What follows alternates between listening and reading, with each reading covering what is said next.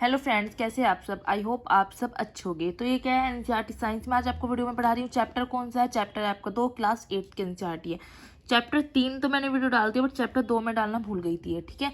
तो आज इस वीडियो में हम यही देखेंगे। चैप्टर का नाम क्या है आपका? सूक्ष्म जीव, मित्र एवं शत्रु। मतलब हम सूक्ष्म जीव के बारे में पढ़ेंगे, माइक्रो ऑर्गेनिज्म, ठीक है। वो आपके फ्रेंड होते हैं, आपके एनिमी होते हैं। चलिए, तो क्लास 8 का चैप्टर है, तो स्टार्ट करते हैं। हमारे आसपास पाए जाने वाले वो जीव जिन्हें हम नग्न आंखों से नहीं देख सकते, मतलब जिनको हम नेकड आई से नहीं देख सकते हैं, अर्थात उन्हें हम क्या किससे देखेंगे? सूक्ष्मदर्शी यंत्र से, मतलब माइक्रोस्कोप से देखेंगे। तो उनको कहते हैं माइक्रो ऑर्गेनिज्म, क्योंकि बहुत छोटे होते हैं, इतने छोटे कि हम देख नहीं सकते अपनी आंखों से। अगर हम सूक्ष्म जीवों का वर्गीकरण करें तो जीवाणु में स्पाइरल जीवाणु आ जाता है, छड़नुमा जीवाणु आ जाते हैं।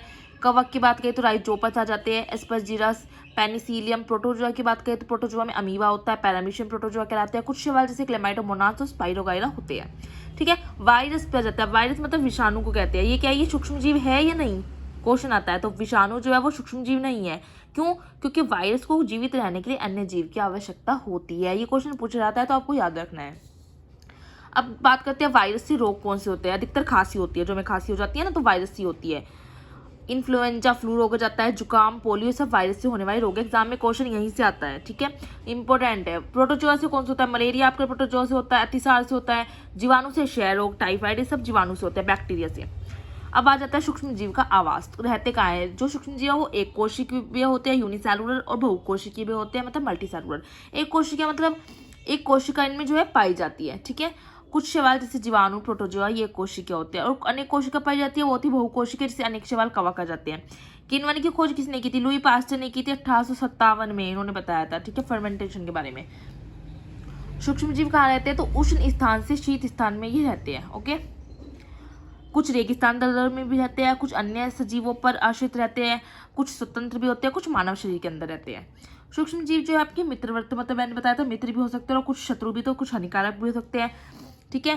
केक, पेस्ट्री, ब्रेड की बात करें तो यीस्ट पाउडर का इसमें प्रयोग होता है। चावल के आटे के किण्वन में यीस्ट और जीवाणु का प्रयोग होता है। दूध से दही बनने में एक जीवाणु का प्रयोग होता है लैक्टोबैसिलस जीवाणु, ठीक है।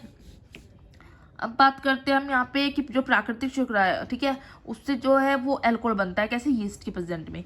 चावल हो गया, जो फरों का रस, ये क्या आपकी प्राकृतिक शुगर होती है, ठीक है, नेचुरल शुगर। यीस्ट प्राकृतिक शुगर का प्रयोग करके अल्कोहल बनाएगा, और यह प्रक्रिया क्या होती है? फर्मेंटेशन। देखिए, फर्मेंटेशन बताया गया है। फर्मेंटेशन होता क्या है कि यीस्ट क्या करेगा? जो नेचुरल शुगर होती है उसका यूज करेगा, और क्या बनाता है? अल्कोहल। मतलब नेचुरल शुगर का कौन यूज करेगा? यीस्ट करेगा। जब नेचुरल शुगर में यीस्ट होगा तो उससे अल्कोहल बनेगा, और यही क्या है? यही प्रोसेस हमारा फर्मेंटेशन कहलाता है।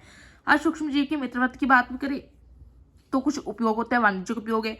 औषधि निर्माण में इसका उपयोग होता है। सूक्ष्म जीव का वैक्सीन में होता है, पर्यावरण का शुद्धिकरण करने में, मिट्टी की उर्वरता में वृद्धि करने में, दही और ब्रेड बनाने में, ठीक है।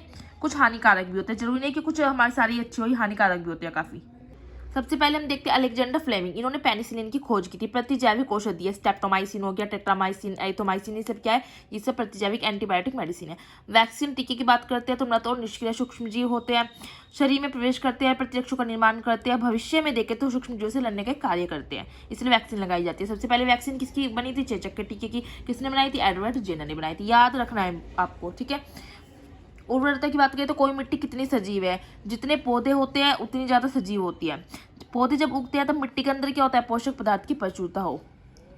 नाइट्रोजन की बात करें, पोषक पदार्थ में नाइट्रोजन तो प्रोटीन का संश्लेषण करता है। वायुमंडल में 78% नाइट्रोजन पाई जाती है। जल में अघुलनशील है, इसलिए पौधे इसका डायरेक्ट उपयोग नहीं कर पाते हैं। मिट्टी के अंदर क्या होते हैं? नीरही शैवाल होते हैं, राइजोबियम जीवाणु होते हैं। ये वायुमंडल से नाइट्रोजन गैस ग्रहण करते हैं और फिर नाइट्रोजन की यौगिक बनाते हैं। वो नाइट्रोजन के यौगिक बन के मिट्टी में जाते हैं। उसके बाद ये पौधे नाइट्रोजन का उपयोग करते हैं। डायरेक्टली नाइट्रोजन का पौधे उपयोग नहीं करते हैं। पर्यावरण का शुद्धिकरण की बात कर लेते हैं।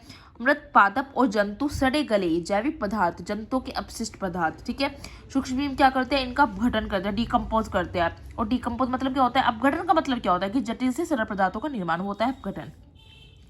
रोगाणु, रोग जनक की हम बात करें तो कुछ सूक्ष्म जीव, जंतु, मनुष्य, पौधों में रोग उत्पन्न करते हैं, जैसे सूक्ष्म जीवों को रोगाणु अथवा रोगजनक कहते हैं। कुछ कीट और जंतुओं के द्वारा रोगजनक, जो रोगकारक सूक्ष्म जीवों को रोगवाहक का कार्य करना होता है। जैसे मच्छर की बात करें तो मादा एनीफिलीज भी होता है और मादा एडिस भी होता है। मादा जो एनीफिलीज है वो प्रोटोजोआ वर्ग का है और प्लाज्मोडियम रोगाणु होता है। मलेरिया से रोग होता है। मादा एडिस की बात करें तो डेंगू वायरस होता है और डेंगू रोग, ठीक है। सूक्ष्म मनुष्य में सूक्ष्म जीवों द्वारा होने वाले सामान्य रोग ये आपको याद रखने हैं। जो क्षय रोग है वो जीवाणु से होता है, वायु के संचरण के द्वारा। माध्यम क्या है इसका? वायु द्वारा संचरण। खसरा वायरस से होता है, वायु द्वारा संचरण से होता है।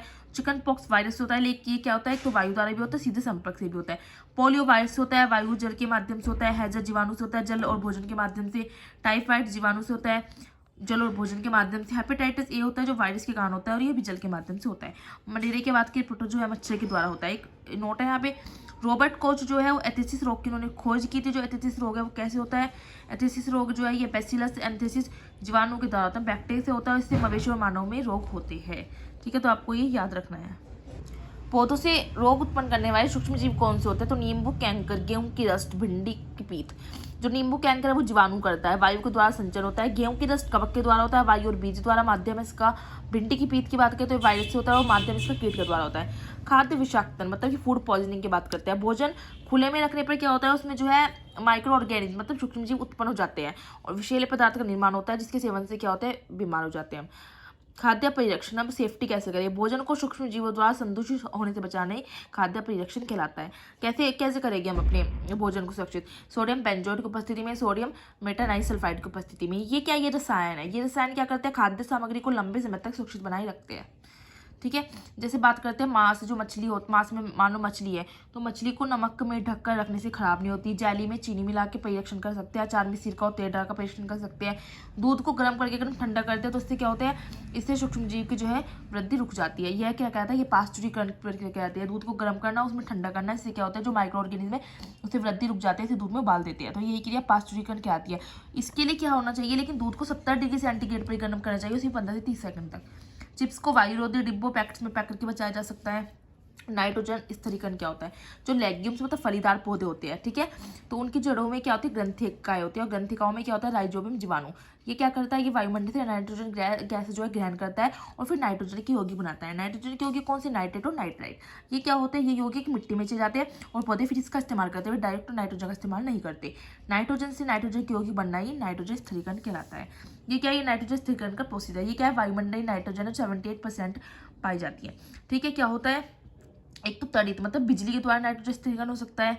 उसके बाद क्या होता है, मिट्टी में उपस्थित नाइट्रोजन की यौगिक में जाती है, जैसे है ना, यहाँ से स्टार्ट करते हैं वायुमंडलीय नाइट्रोजन। इसके बाद वायुमंडलीय नाइट्रोजन का जीवाणु में नीले हरित का स्थिरीकरण होता है। उसके बाद क्या होता है, जीवाणु के द्वारा जो स्थिर नाइट्रोजन उसको नाइट्रोजन यौगिक में चेंज होते हैं। फिर ये मिट्टी में उपस्थित नाइट्रोजन के यौगिक होते हैं। उसके बाद जीवाणु के द्वारा नाइट्रोजन यौगिक का गैसीय नाइट्रोजन में परिवर्तन हो जाता है। मिट्टी में जो उपस्थित नाइट्रोजन के यौगिक है उनको पौधे भी अवशोषित करते हैं। पौधे अवशोषित करेंगे तो पौधे को कौन खाएगा, जंतु, तो जंतु द्वारा पौधे को खाया जाता है। अब जब जंतु खाएंगे तो क्या करेंगे, उत्सर्जन और जीवों की मृत्यु के द्वारा उत्पन्न नाइट्रोजन अपशिष्ट होगा और फिर से वापस वो मिट्टी में मिल जाएगा। ठीक है, तड़ित के द्वारा मतलब बिजली के द्वारा भी नाइट्रोजन स्थिरीकरण होता है, जो मिट्टी में फिर नाइट्रोजन की यौगिक बनाता है। तो ये क्या है, पूरा प्रोसीजर नाइट्रोजन स्थिरीकरण का है कि जो वायुमंडलीय नाइट्रोजन है वो डायरेक्ट नहीं लेता।